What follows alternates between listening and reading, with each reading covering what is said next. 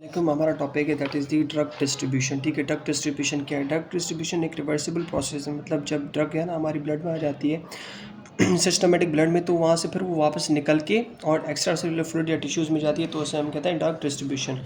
अच्छा, अब ये कि ड्रग डिस्ट्रीब्यूशन डिपेंड किस पे करती है? डिपेंड करती है कार्डियक आउटपुट ज़्यादा है या कम है, या ब्लड फ्लो ज़्यादा है, या फिर कैपिलर परमेबिलिटी कितनी है, या ड्रग की नेचर कौन सी है, लिपोफिलिक है या मतलब हाइड्रोफिलिक है या लिपोफिलिक है, या फिर ड्रग का मॉलिक्यूल साइज़ कितना है, बड़ा है छोटा है, या फिर ड्रग प्लाज्मा में प्रोटीन के साथ बाइंड करती है या नहीं करती। अच्छा, सबसे पहले आता है factor blood flow. Blood flow ये है कि जितना ज़्यादा ब्लड फ्लो होगा उतनी ही ज़्यादा डिस्ट्रीब्यूशन होगी। लेकिन कुछ ऐसे ऑर्गन्स होते हैं हमारे बॉडी में जहाँ पे ब्लड फ्लो ज़्यादा होता है, लाइक ब्रेन, लिवर और किडनी।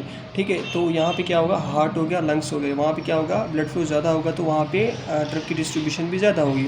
और कहाँ मतलब जहाँ जहाँ पे ब्लड फ्लो कम होगा वहाँ पे डिस्ट्रीब्यूशन कम होगी, जैसे स्किन हो गई, एडिपोज टिश्यू हो गया और उजराज हो गए। अच्छा, अब ये कि ये कह रहे हैं कि मतलब जब आईवी बोलस से प्रोपोफोल देते हैं तो क्या होता है, सबसे पहले वो डायरेक्टली कहाँ जाती है, उसकी रैपिड डिस्ट्रीब्यूशन होती है कहाँ पे, सीएनएस में। क्यों? क्योंकि वो लिपोफिलिक होती है, वो डायरेक्टली सेल को क्रॉस कर लेगी। उसके बाद क्या होगा, एनेस्थीसिया यानी बेहोशी होगी। लेकिन उसके बाद क्या होगा, जैसे जैसे वो ड्रग मतलब सीएनएस में जाके तो पहले जाके बैठ गई, एक्यूमुलेट हो गई, लेकिन वो स्लोली मतलब हायर कंसनट्रेशन, यानी जहाँ पे सीएनएस में हायर कंसनट्रेशन थी वो वहाँ से नीचे आती जाएगी लोअर कंसनट्रेशन की तरफ। तो कहाँ पे जाएगी, एडिपोज टिश्यू में जाएगी, स्किन में जाएगी, मतलब लोअर पार्ट्स में जाएगी, मसल्स, स्केलेटल मसल्स में जाएगी। तो ऐसा ऐसा फिर बंदे को कॉन्शियसनेस अगेन दोबारा आने लगेगी। उसके बाद आता है कैपिलरी परमेबिलिटी। फॉर एग्जांपल मतलब हमारे सर्टेन ऑर्गन्स में क्या होता है, जो कैपिलरी एंडोथेलियम होती है उसमें स्पेसेस होती हैं, स्लिट्स होते हैं, पोर्स होते हैं, लाइक लिवर और स्प्लीन हो गया, तो वहाँ से ड्रग इजीली क्रॉस कर लेगी।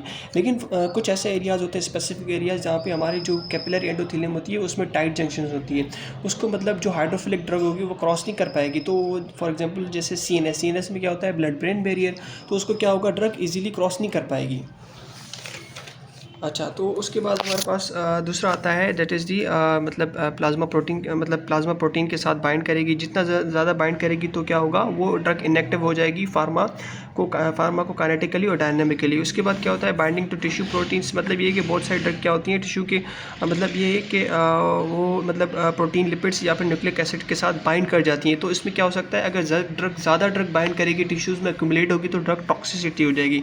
उसके बाद आता है लिपोफिलिसिटी। ठीक है, लिपोफिलिसिटी। अब लिपोफिलिसिटी क्या होता है, फॉर एग्जांपल कोई भी ड्रग है जो लिपोफिलिक की नेचर है, तो क्या होगा, सेल मेम्ब्रेन को इजीली क्रॉस कर लेगी, और जैसे हाइड्रोफिलिक होती है वो इजीली क्रॉस नहीं करेगी। अच्छा, उसके बाद आता है volume of distribution. Volume of distribution क्या होता है, बेसिकली वॉल्यूम ऑफ डिस्ट्रीब्यूशन एक मतलब वॉल्यूम होता है, एक वॉल्यूम होता है जो हमें रिक्वायर्ड होता है ड्रग को मतलब पूरी ड्रग को बॉडी में मतलब लाने के लिए या फिर डिज़ोल्व करने के लिए। फॉर एग्जांपल जैसे हमारे पास एक टेबल स्पून है सॉल्ट की, एक कंटेनर, उसमें 1 लीटर सॉल्ट है, उसको हमने इसमें डिज़ोल्व किया। अब ये जो 1 लीटर है ना, ये हमारा क्या है, वॉल्यूम ऑफ डिस्ट्रीब्यूशन। मतलब ये हमें इतना वॉल्यूम रिक्वायर्ड है उस एक स्पून को डिस्ट्रीब्यूट करने के लिए, डिज़ोल्व करने के लिए, डिस्ट्रीब्यूट करने के लिए। ठीक है, तो अब ये है कि वॉल्यूम ऑफ डिस्ट्रीब्यूशन मतलब कैसे होती है। फॉर एग्जांपल कोई भी ड्रग है, हमने मतलब वो सिस्टमेटिक ब्लड में आ गई। ठीक है, अब ब्लड में आ गई तो क्या होगी, सबसे पहले क्या होता है, मैं आपको बता दूं, टोटल जो होता है हमारी बॉडी में कितना होता है, 42 लीटर होता है। उसमें क्या होता है, ईसीएफ और आईसीएफ होता है। ईसीएफ में फिर प्लाज्मा और इंटरस्टिशियल फ्लूइड आता है। प्लाज्मा में क्या होता है, हमारे पास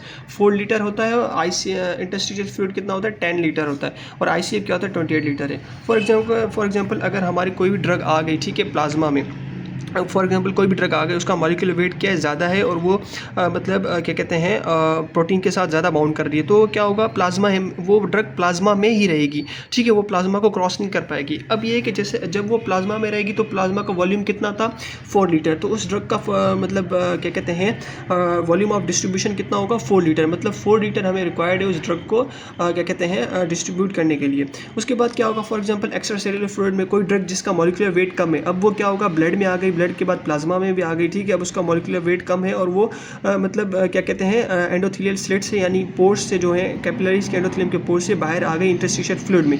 लेकिन अब यहाँ पे मसला ये है कि वो ड्रग हाइड्रोफिलिक है, तो इसका मतलब ये है कि हाइड्रोफ्लिक है, ठीक है। अब फॉर एग्जांपल हाइड्रोफ्लिक है तो क्या होगा, अब इसका जो वॉल्यूम होगा वीडी यानी डिस्ट्रीब्यूशन, वॉल्यूम ऑफ डिस्ट्रीब्यूशन कितना होगा 14 लीटर। अब 14 लीटर कैसे हो गया, फॉर एग्जांपल 14 लीटर ऐसे होगा कि पहले ड्रग ब्लड में आई, ब्लड के बाद वो प्लाज्मा में आई, प्लाज्मा कितना था 4 लीटर था, लेकिन प्लाज्मा के बाद वो कहाँ का है, इंटरस्टिशियल फ्लूइड में, जो कि 10 लीटर है। तो प्लाज्मा का और इंटरस्टिशियल फ्लूइड का हम वॉल्यूम कलेक्ट करेंगे, मतलब दोनों को कंबाइन करेंगे और कितना होगा 14 लीटर। अच्छा, तो इसका एग्जाम्पल है अमीनो ग्लाइकोसाइड एंटीबायोटिक्स। उसके बाद क्या होता है total body water. Total body water में क्या होता है, फॉर एग्जांपल कोई भी एक ड्रग है वो लो मॉलिक्यूलर वेट है और वो क्या है लो मॉलिक्यूलर वेट है, ठीक है। अब वो क्या है, उसने क्या किया है, ब्लड को क्रॉस किया, प्लाज्मा को, इंटरस्टिशियल फ्लूइड में भी आ गई। अब यहाँ पे होता है कि ये ड्रग जो है ना वो लिपोफिलिक है, तो ये इजीली क्या करेगी, सेल मेम्ब्रेन को भी क्रॉस करेगी और क्या करेगी, सेल में चली जाएगी, ठीक है।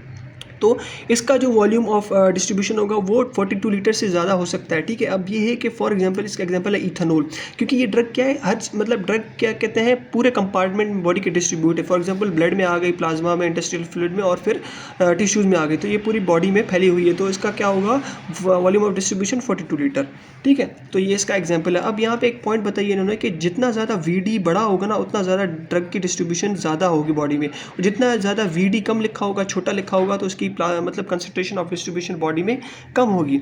तो उसमें यह है कि इफेक्ट क्या होता है मतलब वीडी का, इसका सिंपल है। इसका मतलब ये है कि ये बता रहे हैं कि फॉर एग्जांपल जितना बड़ा वीडी लिखा होगा उतनी बड़ी मतलब ज़्यादा डिस्ट्रीब्यूशन होगी ड्रग की बॉडी में, ठीक है। जितनी ज़्यादा ड्रग की डिस्ट्रीब्यूशन होगी बॉडी में उतना कम वो मतलब किडनी की तरफ जाएगी एलिमिनेशन के लिए। मतलब ये है कि मतलब फॉर एग्जांपल ये कह रहे हैं कि मतलब ड्रग का मतलब जो वीडी का है ना इफेक्ट क्या होगा ड्रग पे। इनिशियल ये है कि हम ड्रग की एलिमिनेशन करवाते हैं, ठीक है। अब एलिमिनेशन कौन करता है, किडनी करती है और लिवर करता है। तो ये है कि वीडी का क्या इफेक्ट है ड्रग की हाफ लाइफ पे। देखो सर, जितना ज़्यादा वीडी बड़ा होगा उतनी ज़्यादा क्या होगी, मतलब ड्रग की डिस्ट्रीब्यूशन होगी बॉडी में, उतना ही वो ड्रग क्या होगी, फैली हुई बॉडी में फैली हुई होगी ज़्यादा, तो क्या होगी, कम पहुँचेगी किडनी और लिवर की तरफ एलिमिनेशन के लिए। अब उल्टा, इसमें उल्टा हम करते हैं कि जितना छोटा वीडी होगा उतनी क्या होगी, उस ड्रग की डिस्ट्रीब्यूशन कम होगी बॉडी में, उतना वो ब्लड के अंदर होगी और उतना ज़्यादा वो लिवर और किडनी के पास पहुंचेगी और वो उसको फिर एलिमिनेट कर देंगी। तो इस पूरे पैराग्राफ में यही मेंशन किया हुआ है। तो यहाँ पे हमारा पूरा टॉपिक ख़त्म होता है ड्रग डिस्ट्रीब्यूशन और वॉल्यूम ऑफ डिस्ट्रीब्यूशन का। और ये हम नेक्स्ट जो होता है क्लियरेंस ऑफ द ड्रग में हम सीखेंगे कि हम वीडी को डिटरमाइन कैसे करते हैं।